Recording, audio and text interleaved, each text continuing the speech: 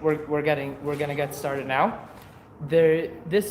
Last week, what we were talking about was we discussed the general structure of the Siddur, and we talked about what is prayer, why we pray, right? And if you weren't here, you could see it online. It was all recorded.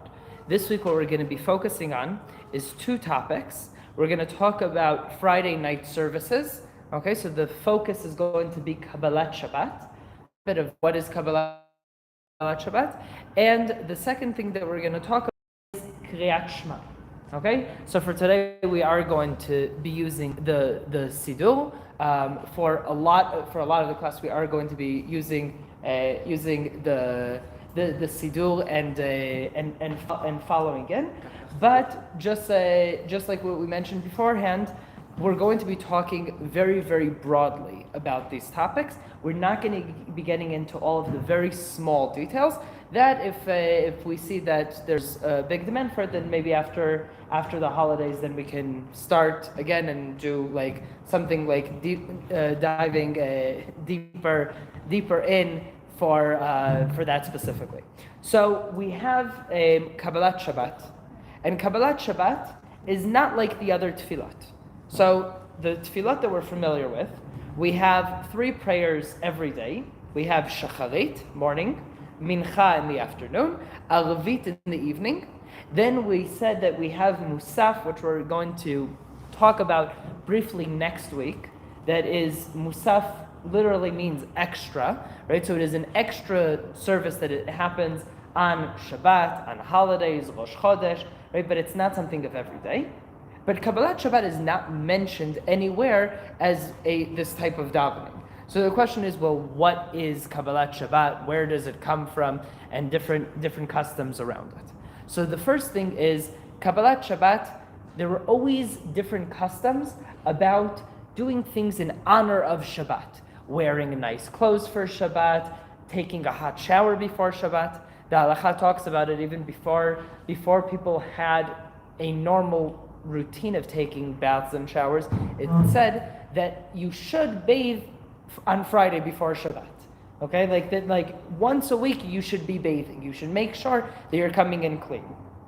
In Tveria, where there's natural hot springs, it talks about some of the rabbis that used to go to the hot springs before Shabbat, right? Specifically to try to take a bath that was more than just cleanliness, but it was also for pleasure. Right? There's stories about people who would go and get special clothes for Shabbat, and that's why also we dress up nicer. A lot of this comes from those customs. There's a story about Shammai, who he would go every week or something and say, this is for Shabbat. And then when he would go to the market again on Monday or Tuesday, if he saw a nicer piece, he would take the piece that he bought already, and he would eat it that day.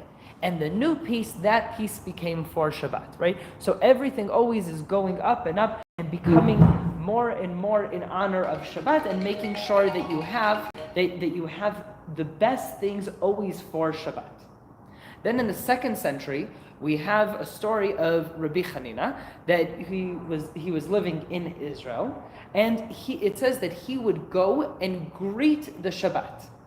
This is the first mention of any sort of prayer custom of doing things as what turns into Kabbalat Shabbat. He gets up and he leaves his house, and he says, let's go welcome Shabbat Malkata, the Queen Shabbat, and welcome her in.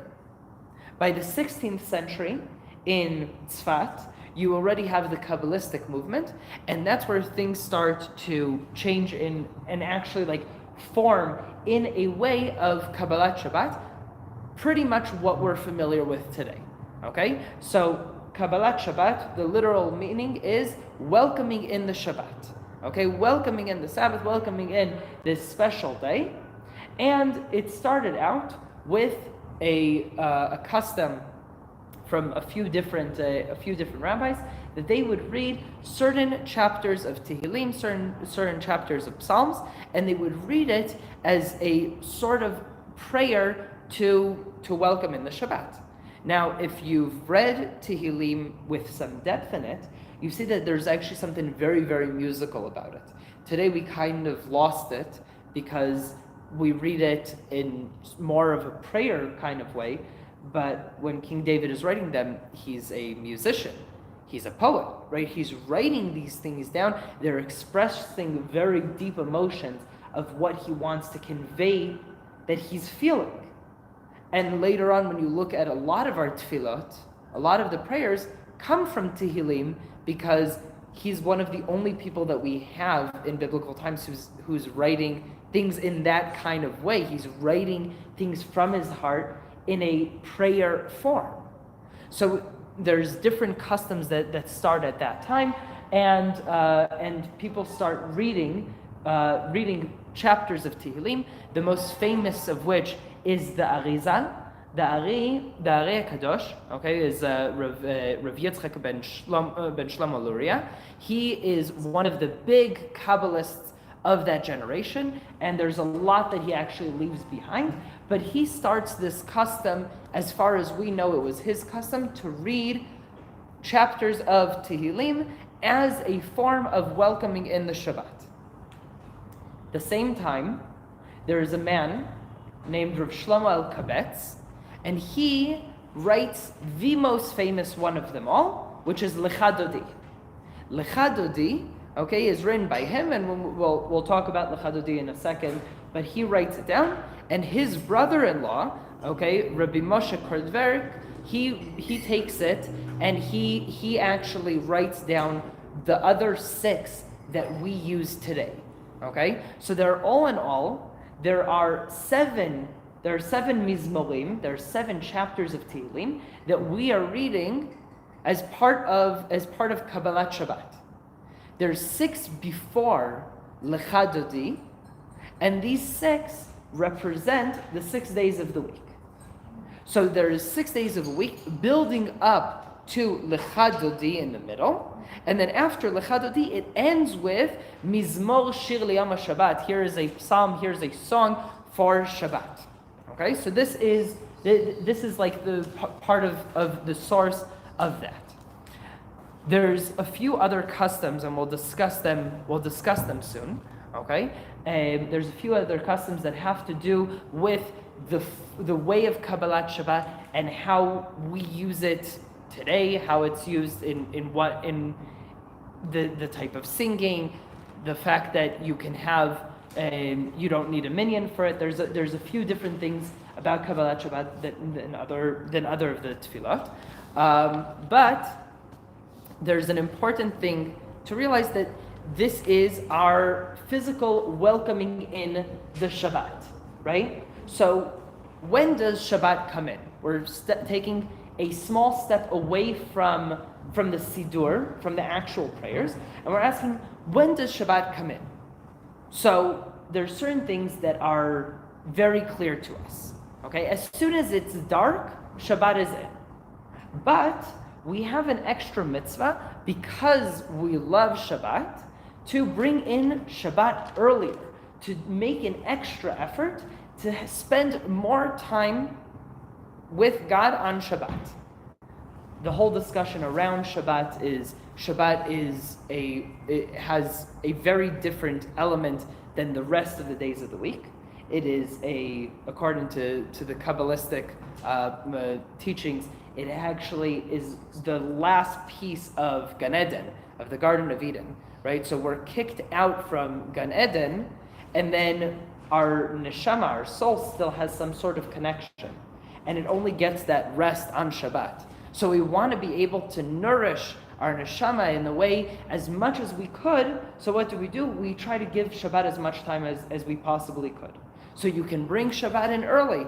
You can come and you can say, I want to bring in Shabbat at 3 o'clock in the afternoon on Friday. I can light candles, make an announcement. Now it is Shabbat. It's completely Shabbat, okay? I can decide to keep Shabbat way past from Motzei Shabbat, what we call, right, like Saturday night. I can do Havdalah on Sunday. I can wait and keep on celebrating Shabbat for longer. And people do. Okay, so it's maybe not to the extent of Sunday, okay? And maybe not to the extent of bringing in Shabbat at 3 o'clock in the afternoon, but people will try to bring in Shabbat as early as they could. Is there a limit on how early? So there's a discussion about how early is the earliest that you can bless someone Shabbat Shalom, and that is Wednesday night.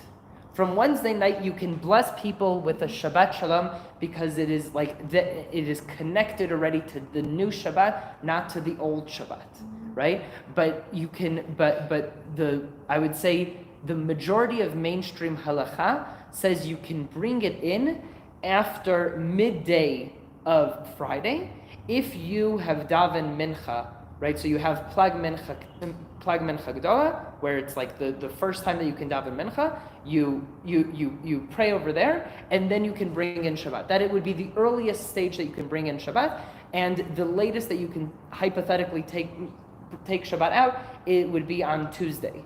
Okay, but also that there's a lot of restrictions considering that you are not allowed to eat anymore until after you make Havdalah. So once it becomes sunset, so people do not actually continue this very, very late. But if you're in situations like you're living very far north, okay. So when my parents were traveling, they were in Iceland, and Shabbat came out at like 2 o'clock in the morning, right? So what do? You make Shabbat. Well, Shabbat came in at 11 o'clock at night, and finished at 2 o'clock in the morning. Then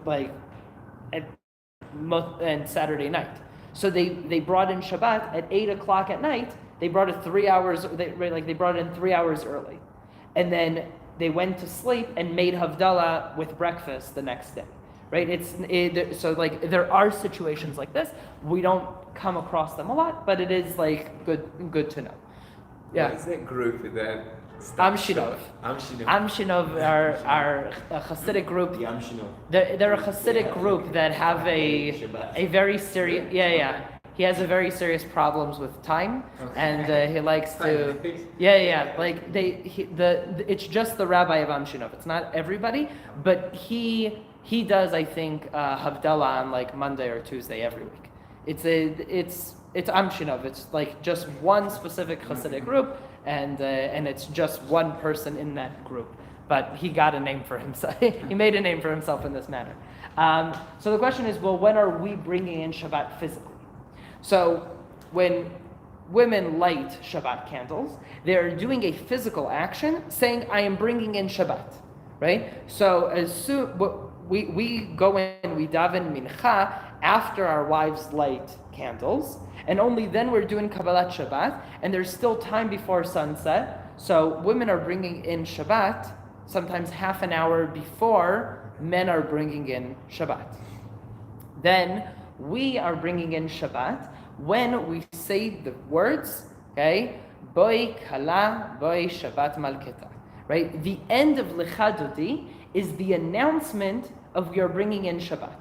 So if Shabbat by default did not come in at that point, okay, then we would make an announcement when we are saying Lecha Dodi. We are announcing by saying Lecha Dodi, now it is Shabbat, and then we can move on to Mizmoshe. Okay, so we're gonna just look over them very, very briefly. Okay, in another opportunity, maybe we will go into it deeper. But we page 590. Okay, page 590, we have Yedid Nefesh. Okay, Yedid Nefesh. It's just a good thing also to see in the way that the Siddur is built. So page 590, we're using the Art Scroll Siddur for anyone who's online. Yedid Nefesh is said in different synagogues at different times, and there are also different customs, really nice customs of what you say on Friday night. And my favorite custom of things that are said, God bless you, before Kabbalat Shabbat is the Sephardi custom of saying Shir HaShirim, the Song of Songs, which is a work of poetry and of Shlomo HaMelech, of King Solomon, who's writing a love song between God and his people, and the Song of Songs is often read before Kabbalat Shabbat in Sephardic communities. How come it's not here? So it is. It's after mincha. so It's in the mincha of Shabbat. Okay, like it is found in the siddur because it's found in most siddurim, but we don't say it over here, just as part of a custom. I'm saying so there is like it could be that if there was demand for it to do it every week, then I'd be very Say that you happy. should do it. Yeah. No, mine is. Yeah. When I was in high school, I was the only Ashkenazi in my class, in my school. Okay, it was a very small school also, but I was every single week we said Shira Shirim, right? I think it's a beautiful thing to say before Shabbat, and then most communities say Yedid Nefesh. Okay, Yedid Nefesh, again, not going to get into the whole thing, but it has a very similar love kind of poetry being written about it, right? The beloved of my soul, right? That's the words that are being spoken. So I want your eye to start catching these things, because it comes up actually in a few things. There's I see that people are asking, if you're with a regular siddur at home, it's usually before Kabbalat Shabbat. And that's usually where it is. And if not, there's usually a footnote that says where you can look at it. So you'll notice that a lot of Jewish songs are written with the first letter of every single, of every sentence spelling something out. So Yedid Nefesh, Hadur, Vatik, Higale, right? The highlighted words, the first letter of each one of them is Yud, Hey, Vav, Hey. It's God's name, right? It's God's explicit name, right? So a lot of times we'll see this in Jewish poetry. We'll see it in Zmirot Shabbat, songs that we sing on Shabbat, that people put in either the Aleph Bet, their name, or God's name to represent something. Okay, so this has, in a way, a longing for God to renew His love with us, this connection that we feel lost due to the fact that we are in the diaspora, that we're a bit further away, and this is again written in the Kabbalist time in Tzfat. Okay, so in the Kabbalist time in Tzfat, most of this poetry that is not found actually in Tanakh, in the Bible, right? That's where we'll find it. Okay, so we're really not going to get into it right now, but we're going to skip over to the Kabbalat Shabbat on page 308. So Kabbalat Shabbat, we said, has our 6 psalms that lead up to Lecha Dodi and Mizmor Shir. Lechu neranena, right? Let's go, come, everybody join us, right? There's a call for action over here, and come join us, page 308. Lechu neranena, come, let's praise God. Then after we're finished praising God, shiru la Hashem, let's sing to God. And you'll notice that pretty much every single one of them, I sat down and I was learning this for about a year. Throughout the year, I was learning with Peter, our friend who went back to Holland now. So when we were sitting and we were learning, we learned the whole siddur because he wants to be a chazan, he wants to be able to lead. And when we were learning Kabbalat Shabbat, it felt like it was very, very repetitive. The first 6 are basically saying the same thing. There is a element of love. There is an element of, we want the temple to be rebuilt, Mashiach to come. We want you to bring us back, right? There's a trauma that we've been through, and we're asking for God to renew this with us, right? To renew what we used to have, bring it back, right? Bring us back, have us be over there, and all of it is praise and praising and praising and praising God. Right, so there's this repetitive praising, and it almost always actually is repeating in the same form of praise. Okay, so these are the first 6 are just praising God and saying how wonderful God is, how much we appreciate this spiritual connection, how much more we want.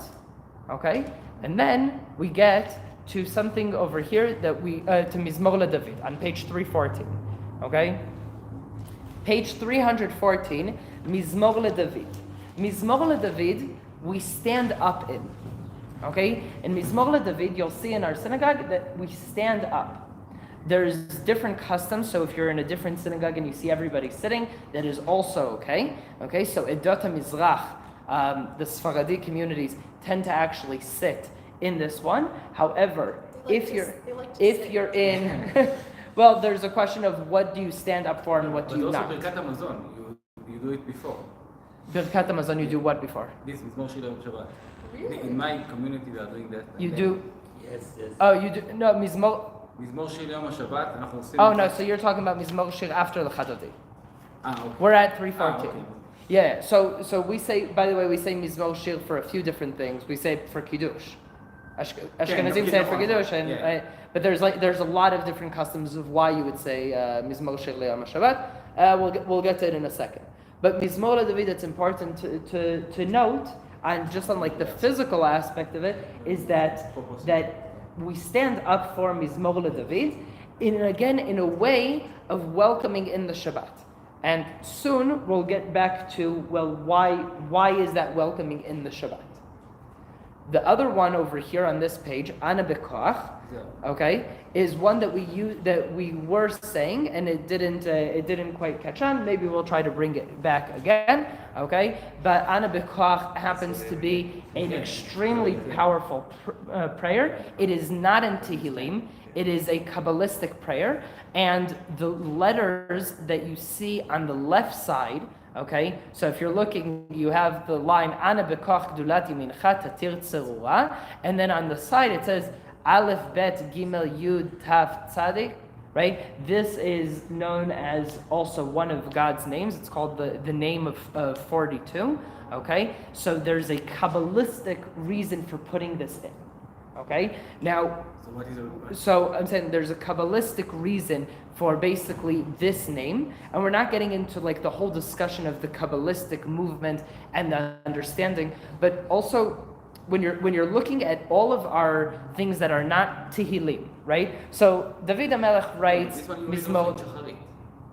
In Tefillin. You read Ana Bekoach. Yeah. Again, so different customs. We don't. Okay. So we do it with Sfirat HaOmer. I say Ana Bekoach, right? So it's a Hasidic custom to say it like that. But I'm not aware of all the Kuchini customs of what you say with what. He is special. He's very special. Yeah, customs, Roman. Oh, we have all different types of customs. Also Stefan. Yeah. You also say Ana Bekoach for tefillin? Yeah. So I am unaware of it, but it's And you need to stand up. to stand up. Yeah. So we stand for putting on tefillin. Sfaradim sit for putting on tefillin. Avital just claims that Sfaradim like to sit. You stand it or you sit when you put Tefillin? Yeah. Standing. Standing. Yeah. I don't know. So when we have Shirat Hayam, you also stand. well, Shirat Hayam, everybody stands. Everybody stands for Shirat Hayam. But there are things that like the halacha also talks about in Kiddush, like why sit, why stand, right? Havdalah, do you sit, do you stand? There are different customs for different understandings of, well, why are we supposed to do X or Y? So all of the things that are being written, a lot of it is actually aspiring to become part of the Siddur, okay? Some of it becomes for Rosh Hashanah and Yom Kippur. When we read in Rosh Hashanah and Yom Kippur, there's very little that is coming from Tehillim, right? A lot of it is poetry that's being written by the Kabbalist movement, right? So, I'll repeat what I said last week, that there was a time before the Siddur was instituted as the Siddur that we know now, that you would come to the synagogue pretty much to hear what the Chazan was going to say, right? The Chazan himself needed to be a very talented person who is able to lead and be able to guide and say, well, know how to praise. We kind of lost that skill. Not everyone, okay? There are a handful of people still who can do this. I have to, like, a side note about this. A song came out yesterday by a friend of mine called Atzeret. And it's a kina, like what we say on Tisha B'Av. It's a sad song of mourning written about the atrocities of the 7th of October. And it breaks your heart. Like, you hear it and it breaks your heart. But you realize that there are people that had this talent, and now there's like a handful of people who actually are able to write in a certain way that every line that you read is a complete story in of itself, right? So when we're reading the songs by the Kabbalists, when we're reading the kinot that were in the sad mourning kind of psalms, all of these types of things, they resonate in very, very different ways, but it has to do with do people know how to write them?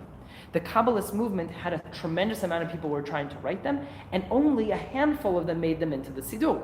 We have if you look at the bencher for Birkat Hamazon, there's Zmirot Shabbat. Okay, so Zmirot Shabbat, the songs that we would sing at the Shabbat table, a lot of them are being written at the same exact time as, let's say, Rav Shlomo Luria, who writes Lecha Dodi, writes Lecha Dodi. And in a way, they're competing which is going to be the Lecha Dodi, right? So you can imagine it as, like Tzfat has talent of the 16th century, right? And they're competing. Which song is going to make it into the Siddur? The other ones are also extremely important, right? So when you read them, they talk about the different mitzvot of Shabbat, the connection, the longing, right? So the whole week we've been longing back for the connection. Picture Shabbat as your honeymoon with your wife, right? So like the entire week you've been waiting. There's the build up for the wedding, and then there's the connection, right? That connection of Shabbat is intimacy. It's just between God and us. So there's something extremely intense about that moment. So people write about intense moments. Lecha Dodi ends up becoming the most famous one about that. But you have Deror Ikra, which is beautiful. You have Yom Ze Mechubad, right? You have a lot of these songs. Same goes, by the way, with Kiddush, right? The Kiddush of Shabbat during the day, the actual Kiddush is Baruch Atah Hashem Elokeinu Melech Haolam Borei Pri Hagafen. We all sing together Vishamru, okay, which was composed later, and there is they added it in later, and you have people who say Im Tashiv.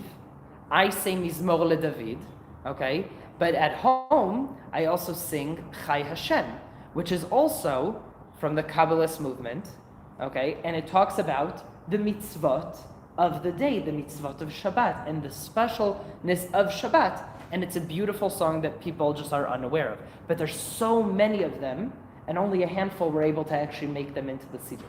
So now we're going to look into Lecha Dodi, okay, just so you can see what I mentioned beforehand, okay, of like what we did with Yedid Nefesh. We looked at the first, at the names, right, at the first of the letters, and then we saw God's name over there. And also with Ana Bekoach it exists. But on page 316, you have the most famous Shabbat Jewish prayer song, Lecha Dodi. It has hundreds, if not thousands, of different tunes composed for Lecha Dodi, simply because you can put any single tune that you want because of the way that the words are structured and the amount of syllables and everything, that you cannot find a tune that will not work for Lecha Dodi. Okay, so you can play around with it, right? We did it for Hanukkah. We did the Maoz Tzur one. It's not complicated to find tunes that fit. So over here, we kind of stick with the tunes that people know, but you should be aware that there are a lot of very, very nice tunes for Lecha Dodi. What is the craziest tune you ever sang to Lecha Dodi? What's the craziest tune? Oh, I don't know. I like the ones that have to do with the Chagim. So I enjoy like the Maoz Tzur's one. There's one that I feel very inappropriate that people do it. The Shabbat of Tisha B'Av. The Shabbat of Tisha B'Av, there's a custom that people, I don't know where it started, of singing this very sad tune for Lecha Dodi, and it's very pretty. It's the one for it's Betzetim Yerushalayim, and it's a beautiful song. It's a beautiful tune. It's just so inappropriate for Shabbat. But that I don't know. Because it's a sad song. Because it has a very sad connotation to the tune. But there's a lot of really beautiful tunes for it. Yeah. He was also communistic. Yes. He is in the same time as the Ari, okay? And he composes it. This is Shlomo Alkabetz, okay? And his brother-in-law, who I unfortunately keep on forgetting his name, Rabbi Moshe Cordovero. Yes, he's his brother-in-law, and he is the one who picked the other the other parts of Tehillim that are used as part of Kabbalat Shabbat. So they together, okay, end up setting it up together. It is widely accepted that like the two of them together pretty much seal what we know. Okay, so if you look after Lechadodi is the how do you say pismon, the chorus, right? It repeats itself between each one, right? But if you look at all the other ones, Shamor v'Zachor, Likrat Shabbat, so you have over here on this page Shin Lamed Mem Hey Shlomo, and then on the next page Hey Lamed Vav Yud Halevi, right? So he was signing his name in it. He was Shlomo Halevi, right? And Shlomo Halevi was known as Shlomo Alkabetz. He is the one who composes it. And so just again, we're not getting into the deep descriptions of all of the words, but of the chorus itself. Okay. Lecha dodi likrat kala penei Shabbat nekabela. That's the only part that I want to really focus on right now. Is come, my beloved, to greet the bride. The Shabbat presents let us welcome. Right, so it doesn't rhyme as nicely in English, but there's this movement of let's go and greet, right? Let's go and greet the bride who is coming in. So there's some sort of comparison over here as Am Yisrael being the chatan, the groom, right? Going out to greet the bride who is coming in, right? And there's a lot of different types of analogies that are used in this type of description, but you can hear the going out and coming in. There's a common custom that at a wedding, the chatan, the groom, goes up to the chuppah and he stands there first, and then the kala comes towards him, right? She comes, and there is a custom that the chatan goes and walks from the middle of the chuppah where he's standing, where everything's going to be conducted, till the edge of the chuppah. He basically goes to the entrance to welcome her in, right? He's not going to go there. There's reasons that he should be standing over there and that she is coming, and for the circling and for all of the other customs that come with the chuppah, but he is supposed to go and greet her, right? Go and show your love by going and making that gesture of come and join me. So over here we have this, we're going to sing and dance and bring the Shabbat in. There is, so most people, because there's a lot of tunes, change the tune, which is what we do. We change the tune at Lo Tivoshi, okay, basically the last four we change the tune for them so that there's a chance for other tunes for people that people like. And then when we get to the last one, to Boi B'Shalom, you notice everybody stands up, turns around, faces the door, okay, or more properly face west, okay, we don't do that over here, we face the door, but face the door or west, and then we at the end we bow. We say Boi Kala, Boi Kala. Sfaradim and Hasidim have another two bows of Boi Kala, Boi Kala, Boi Kala, Shabbat Malketa. Okay, so you'll see that Eli and I, for example, bow 4 times as opposed to twice. Okay, so it's different customs of this. Now that we have this as a little bit of a format, okay, of understanding, yeah? Bow twice to the same direction. Yeah, so you bow forward and to the right, and then you bow forward again and to the right again. Okay, I'm aware of to the right. It could be that that there's other customs as well. I think Eli bows to the left on the second one. I bow forward and right, which is a Hasidic boy kala, Shabbat malketa. Right? But you said that's a Sephardic. That's a Hasidic and Sephardic. A lot of the Edot HaMizrach custom is twice. just twice. It's forward and to the right. Okay? So Boy do you kala, do boy all kala. I always do one to one side, one to the other side. No, so it's forward. It's again. Why do we turn around? We turn around to be facing what? Okay, so that's what we're getting into now. So there is yeah. There's the custom of facing the entrance is mostly a mistake because it was supposed to be facing the west, and then synagogues were no longer in Eastern. It was no longer in Eastern Europe, and therefore the synagogue that was facing northwest was like the doors were in one way, and then they weren't anymore. And what ended up happening is people started building synagogues with the door in the back, and it was no longer north and west. It didn't, right, like east and west. Okay, so like in Eastern Europe, you would face east to pray to Yerushalayim, and then you would the western side is the back of the synagogue, right? And now over here, our synagogue faces north, right? So when we're turning to the back of the synagogue, we're turning south, not west. Okay, so there's different reasons for the bowing, but what the discussion around it is, well, does Kabbalat Shabbat, did it ever belong in a synagogue? Okay, the bowing came much later on because people brought it into a synagogue. But to begin with, the entire prayer of Kabbalat Shabbat was done outside in the field. Okay? So the prayer itself was not a conventional prayer.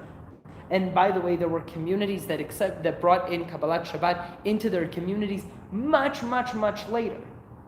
But in the 16th century, with Arizal and his students, and when they were going out to pray, and they were praying Kabbalat Shabbat, they went out to the fields, right? You would pray outside, because what am I doing? I'm going to welcome in the Shabbat. So I was going down, and I'm going to the sun's, right? Like I'm going out, and I'm going to welcome in the Shabbat, and then walk into the synagogue for Arvit, to pray on Shabbat, right? But now, right, we're praying in the synagogue. So as soon as you had the first communities that were bringing Kabbalat Shabbat into the synagogue, they started making a few different distinctions. Number one, often, okay, so Ashkenaz, for example, often the Chazan was under the age of 13, okay, to make sort of a clear statement of this is not one of the regular davenings. This is not a regular tefillah. Therefore, there was a child who didn't reach bar mitzvah yet, and he would lead Kabbalat Shabbat.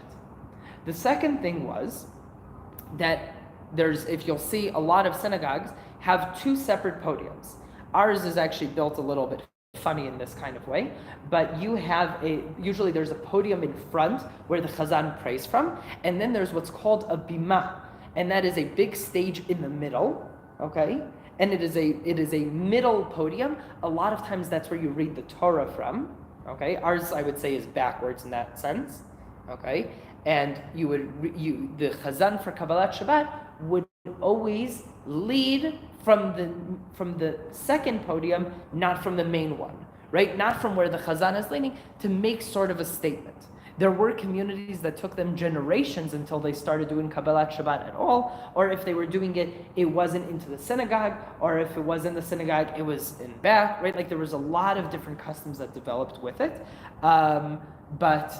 But one of the reasons for the bowing and for the turning back was sort of, well, we're coming in from the field now, right? It was like change something and make a sort of like a split in between these two tefillot, right? And say, we're remembering where this comes from. This comes from now we are coming in from the field, and now we will turn around and mizmor shir liyom HaShabbat. Okay, so that is a source of like of those customs. The idea to turn west when you welcome the Shabbat bride, is it because the sun sets at west, and so when the sun sets, that's the beginning of Shabbat? Could be, right? Could be. I'm not clear on. I know the source of it, Yeah. right? I know that it was because we were in Eastern Europe and the doors were also in the west, Yeah. right? But right, like think about like the synagogue is facing to Yerushalayim, right? Every Ashkenazi house, okay, on planet Earth, of last generation, 2 generations ago, had a wall that said Mizrach on it. Yeah, I'm saying like you were right, like east, right?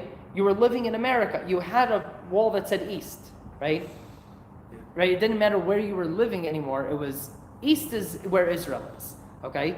And that wasn't true for Sephardi Jews because a lot of the Sephardi Jews were in the Middle East, right? Or it was north for them instead of just east, right? But it was a very common Ashkenazi thing that you walk into a house and you see, right? Like there's Mizrach, right? So the back of Mizrach, the opposite direction, was going to be where the door is going to be in the synagogue, right? Our doors are facing south. So there's different communities that do, there's 2 different customs. One is face the door. West. I'm saying one is face the door because I'm keeping with the custom of welcoming in from the door. From the door. And there's the other custom is always face to the west, no matter what. Right, so like in the community in Neve Daniel, like where I grew up, okay, they face to the west, no matter, right, like no one is turning towards the door, everybody is turning towards the west. There was a big controversy about it a few years ago because there were a bunch of people who started facing west while everybody was still facing the door, and then the rabbi gave a whole class about why as a community we should all be facing west, and then it became the community's custom. But it wasn't always like that. And Sephardim also do the Yes. bowing? Yeah. Sephardim and Ashkenaz. They bowed Right, up. that's at 4 Right. times. Right. Okay? So after we said this, right? After we said the last paragraph, Boi chala, Shabbat nekabla, right? Like the end of it, I'm welcoming in Shabbat. With my words, I have announced that Shabbat is starting. Some synagogues make that announcement after Yedin Nefesh, which means before Lechu Neranena. The Gabbai would get up, right? Like the guy who helps organize a lot of things in the synagogue, and he would say, now we are bringing in Shabbat, right? So from this moment on, it is Shabbat for everyone present, right? And then they would sing, in yeshiva we did this. Before Kabbalat Shabbat, you start with Lecha dodi likrat kala penei Shabbat nekabela boi b'shalom. The last paragraph. We sing the last paragraph, and then you go into Shabbat, right? So that is a custom that a lot of people do. When it is a week that we have a holiday, right? So that means we are in what's called Chol HaMoed. So in a few weeks from now, we're going to have Sukkot, right? And Sukkot, we're going to have a Shabbat, right? That is in the middle of Sukkot, right? That it's Shabbat Chol HaMoed. On Shabbat Chol HaMoed, or if Shabbat falls out on a holiday, we don't say all of Kabbalat Shabbat for this exact reason that we just mentioned. The first 6 have to do with the days of the week. And if I'm not ushering it in from the days of the week, but rather from a holiday, right? It is into a holiday, it is a holiday, right? Then you do not then you're not saying the full one, right? Because it is not a regular day. It is also a holiday and also Shabbat. It is also Shabbat and also Chol Hamoed. Therefore, it is not just a Shabbat. We don't say the whole thing. We start with different, depending on the custom, but we start with Mizmor LeDavid, the one psalm right before, and then we do in Lecha Dodi, we do the first two and the last two of Lecha Dodi, and basically make a shorter version. Okay? We're continuing on page 320 with just finishing with Mizmor Shir. Okay, and again, the last one is added in later on. Is sort of disconnected of Hashem Malachti Lavesh, but Mizmor Shir Liyom HaShabbat. This is a song. This is a song for Shabbat day, right? I am starting by announcing Shabbat has entered, right? Tov leodot laHashem. It's good to praise God and to bless Him, right? So you have the comment, you have the translation, you have the commentary, and again, we talked about that tonight is going to be focusing a little bit more on the broad picture because I also would like to talk about the Shema. Okay, so we finish with these two psalms that are basically saying it is Shabbat, and after we've said it is Shabbat, now we can start our Shabbat services. However, because of all of these things that we said, that Kabbalat Shabbat, even though it is so much what we think of when we think about Shabbat prayers, it is actually not the same as the other tefillot that we have. So what do? We do a break. Some sort of break. Some communities, Ashkenaz communities mostly, say b'memed likim. They learn a passage from the Mishnah, from the oral Torah, about the laws of Shabbat. Sfaradim and Hasidic communities say kegavna, which is a passage from the Zohar, from the mystical book of the Zohar, that talks about the strength and the power of Shabbat and what Shabbat is, right? So it's again a form of learning. And in our community, what we do is, again, like a lot of different communities, we stop and I give a speech, right? Giving the speech has the same kind of effect of we are talking words of Torah and making a clear differentiation between Kabbalat Shabbat and Arvit. So this for now, okay? Maybe in the future we will discuss it more in depth. We'll discuss more of the prayers, but for now, this captures Kabbalat Shabbat. Are there any other questions that you guys had about Kabbalat Shabbat? There are no bad questions. Anyone can ask anything. No? We're good? Okay. So let's move on to Shema. We have, with Shema, we're on page 330, all the way on the bottom. We have the most famous Jewish prayers ever. Shema Yisrael, Hashem Elokeinu Hashem Echad. Listen, Israel, right here, Israel, Hashem is our God, Hashem is the one and only God, right? So we hear these words, and for different people, it resonates differently, right? The words Shema Yisrael were screamed by Jews when they were being burned by the Inquisition, right? It was cried by Jews going into gas chambers, right? This is the words of Jews right before they are executed throughout all of history, right? It's a very, very powerful pasuk that we say, right? And we say it 2 or 3 times a day, okay? We say it in the morning and at night. And we also say it before we go to sleep, okay? We say it 3 times a day. And do we really understand what it means? So let's start with this. There is a mitzvah to say Shema twice a day.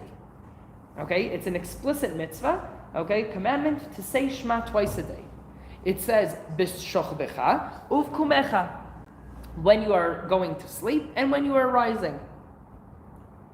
In both of these situations, you have a commandment to say Shema, to say this prayer. The Shulchan Aruch, okay, which is our halacha book, it's where we get all of the Jewish law from. Okay, so it's the largest most widely agreed upon in the Jewish world that this is the source of the halakha that we use, right? Is the Shulchan Aruch, and the Shulchan Aruch says if you do not have kavanah, okay, and kavanah does not have any really good English translation, but you're supposed to focus on it. You're supposed to not be distracted by anything. Intention, I think, It's is the word that's intent. more It's used. But it's not so only there's that. like 10 different words that you can use for kavanah, but it doesn't capture it exactly. So like you can use intention plus concentration together. in a way. I'm saying like I would say intention captures it probably the best, but it's you need to be focusing on the words, on the meaning, on on the depth behind it. Okay, so different commentaries go through and say, well, what does this mean? Okay, so that because if you don't have the proper kavanah, then you did not do the mitzvah of Shema. Okay, you need to have intention for it. Okay, for the first pasuk. Okay, for this first sentence, these 6 words: Shema Yisrael, Hashem Elokeinu, Hashem Echad. Okay, listen, Israel. God is our God. God is one. That is what you need to have the intention in. So the words are very, very important, right? We need to think of what these words mean. The first thing is, just like how we said with L'chu Neranena, a lot of our prayers when they're starting out, a lot of our opening prayers for things have like a call for action. Listen, right? I want everybody to focus. Listen to what I'm saying, right? There is only, right there, God is our God, right? Who am I calling out to? I'm calling out to the nation, to Israel, right? God is our God, and God is one. Now, what does one mean in this context? What do you guys think? There's there's a few different options. Okay, what is God is one? It's oneness. It's a concept of unity. Concept of unity. Yeah. The most high. Huh? The most high. Yes. Okay. The only, The only. yes. Right. So like the more basic option is exactly what you're saying, right? It's like it's what the initial thought that people say is I'm looking at it and I say God is right, God is one, there's one God. This is monotheism, right? I'm announcing monotheism. There is no duality, right? There are no multiple gods. I can't believe in multiple options. There's one God, right? But there's something deeper, and you touched on that, but like exactly, and there's the oneness, okay? There is everything connects to God. So what does that mean? Everything connects to God. There's a deep Kabbalistic. We're getting a lot into mysticism tonight, but a lot of like understanding intention comes from mysticism. There is a sentence called "Mimale kol almin v'sovev kol almin ve'en shum metziut mibaladav klal." God surrounds the world, and God inhabits everything in the world, and there is nothing in the world that is not God. Okay? Which means when God creates the world, we're saying it as, well, God is reducing himself to make room for the world. What if that understanding is flawed because it's not that God is reducing himself, but rather God is making himself known through us in the world, right? So I've had this conversation when I have theological discussions with different people. I was doing a kashrut inspection in Tanzania, and while I was over there, I was talking with this guy, and he's a Hindu, and in my mind, I'm going to have a very hard time finding two religions that are more different than Judaism and Hinduism. And to my surprise, there was so much that we can agree on in the basic understanding. I asked him, I say, how can you look at a rock or a statue or an elephant or something and see God, right? And like bow down and bring offerings and things like that. And he says, I am praying to the part of what he refers to as Krishna, right? And in our terminology, we're going to use God, right? But He says, I'm bowing down to that part that is inside and inhabiting the elephant. Not the elephant is clearly not God. I am more intelligent than the elephant, right? There's a part of God in me and there's a part of God in the elephant, and I am bowing down to the part of God in elephant. And I say, okay, so that is idol worshiping in our book, right? But we also believe that there's a part of God in an elephant, right? And that there's a part of God in the tablecloth and in the chair and in everything, right? God is in everything. But that is not how God wants to be worshipped, right? I don't worship God by bowing down to everything, right? I'm only praying to God, a God who has no image, a God who has no body, who is not bound by time or space. And I can't do that if I'm limiting God and saying God is in the table, right? God is. There is a part of God in the table, right? But that is not what I'm praying to, right? I am praying to God who engulfs the world, and everything in the world is a part of God. Okay? That is the oneness. It's when I'm saying, listen Israel, Shema Yisrael, right? God is our God, and God is one. What I'm saying is, God is in everything, right? When there is good, when there is bad. When people say, where was God in the Holocaust? God was in the Holocaust. You're going to let God off the hook that easy? No, God was in the Holocaust, right? The good and the bad, right? People say, oh, this is the devil's work. There is no devil that is competing with God, right? That is not a Jewish belief. God doesn't wrestle with anything.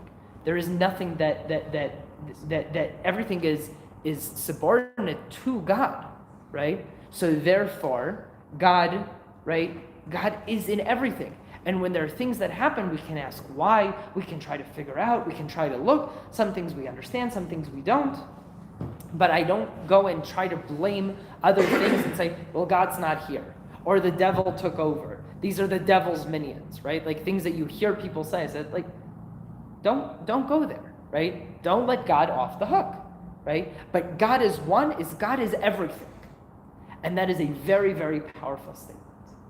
Okay? So when we said you need to have kavanah, you need to focus when you're praying.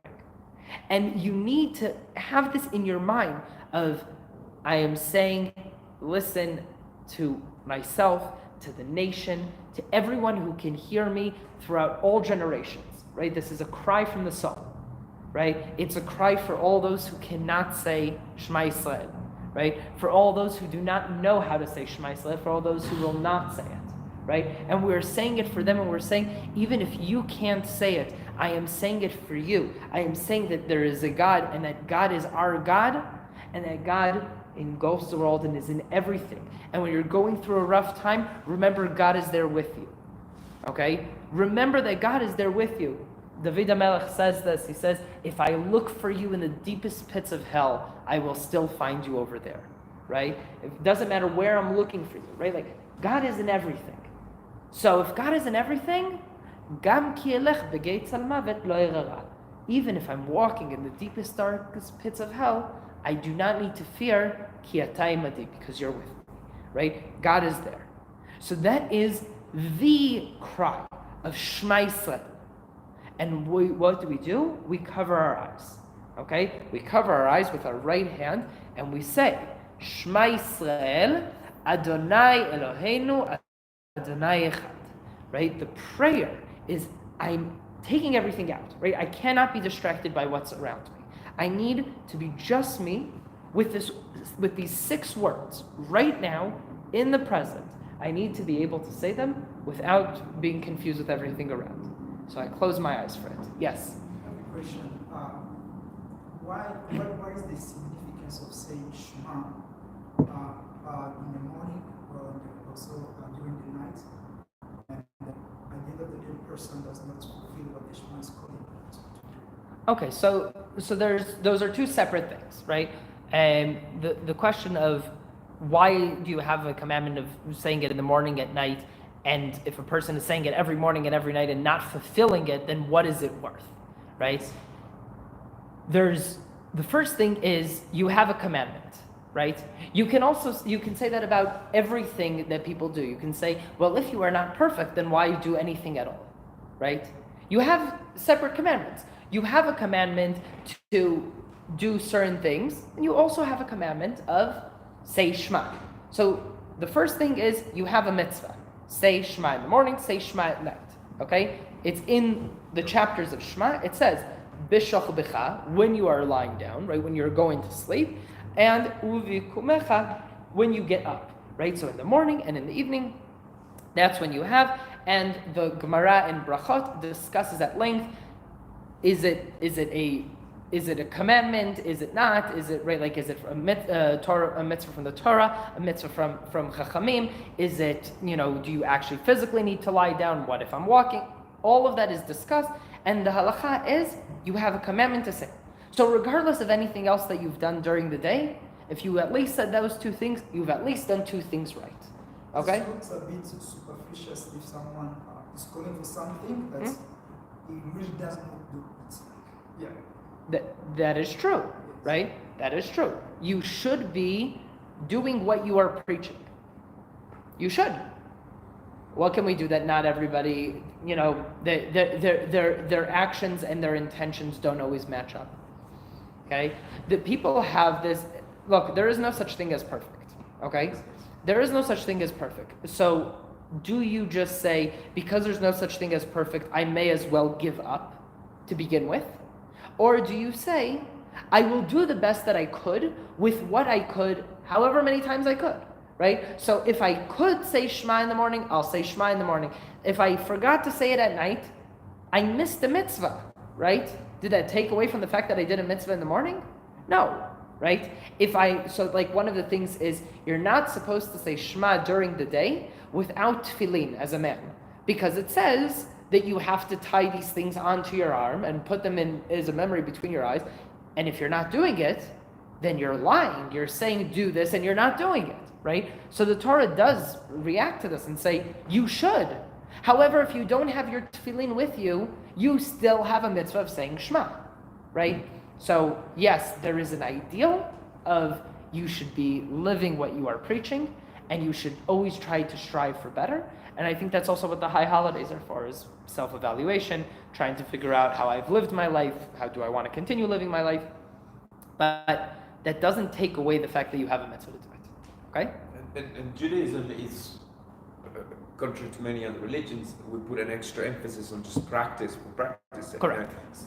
They say the Shema, first do, and then the Shema. Yeah. So there's a lot of that practice. By the way, Chabad, for example, has this as like a really, like, this is one of the things that they do that's really, really good, is from as soon as a kid can barely understand what they're doing, they give him a coin in his hand and say, put it in the tzedakah box, right?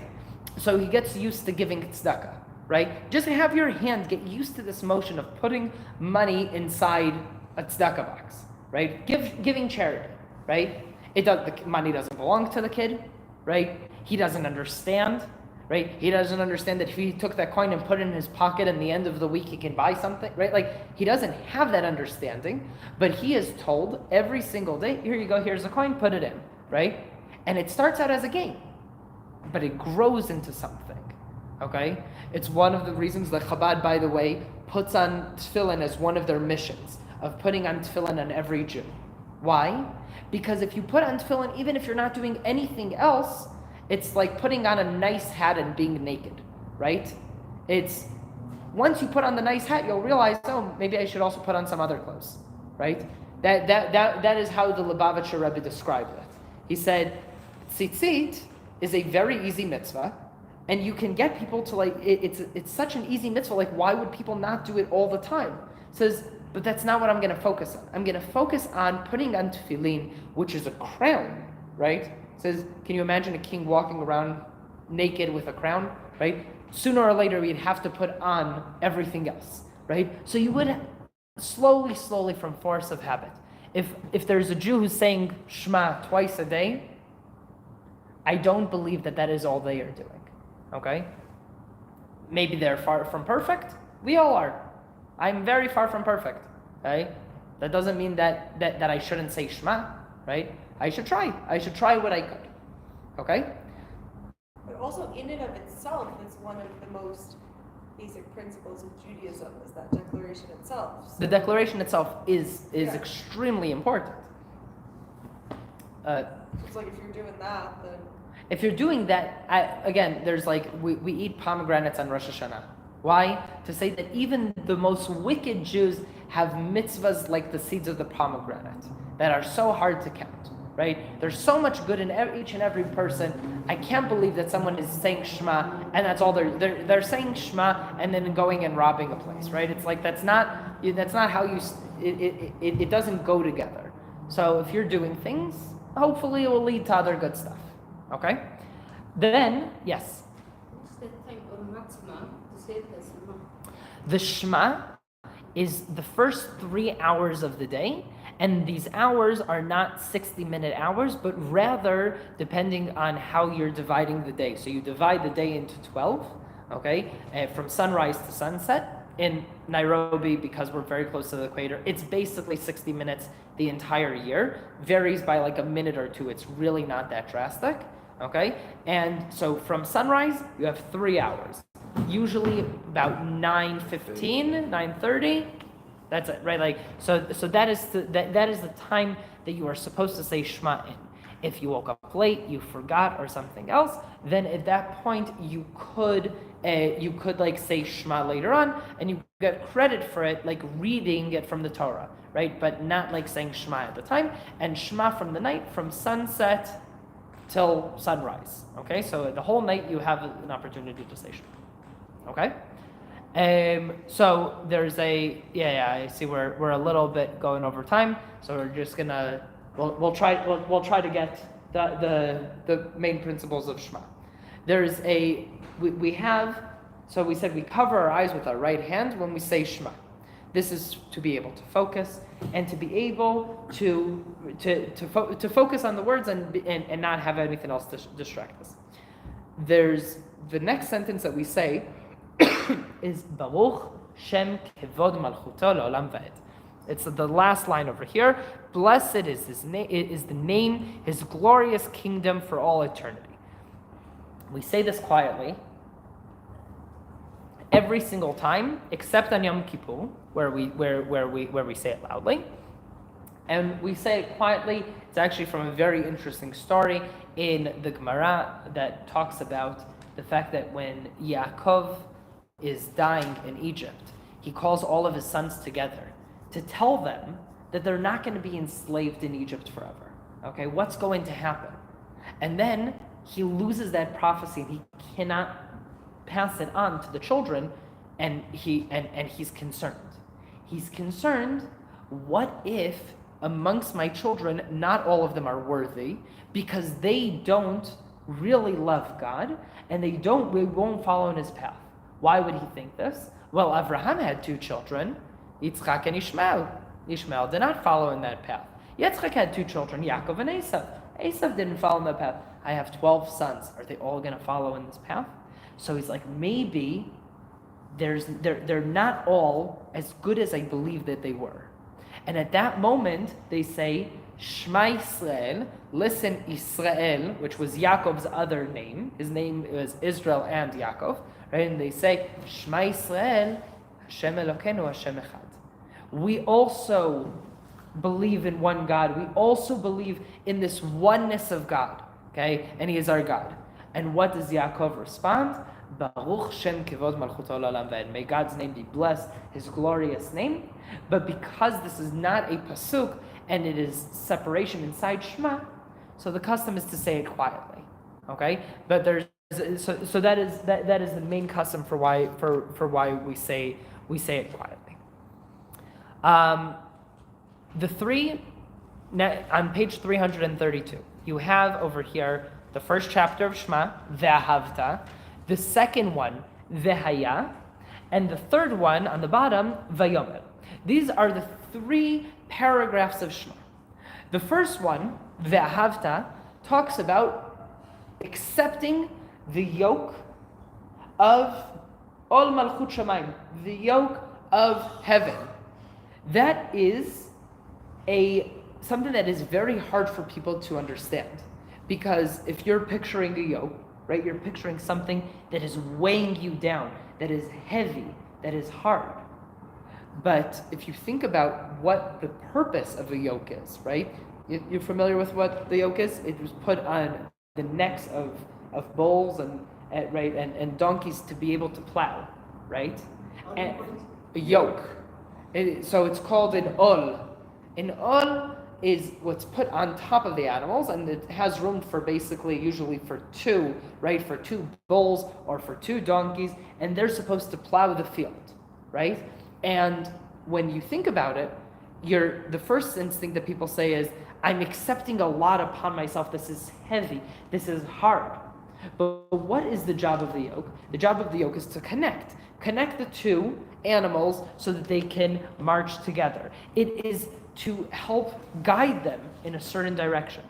The entire mindset is completely different when you look at it in that way. And you say, the yoke of heaven is connecting us to God, right? It's I'm connecting myself to God. In other words, a relationship, right? The relationship with God.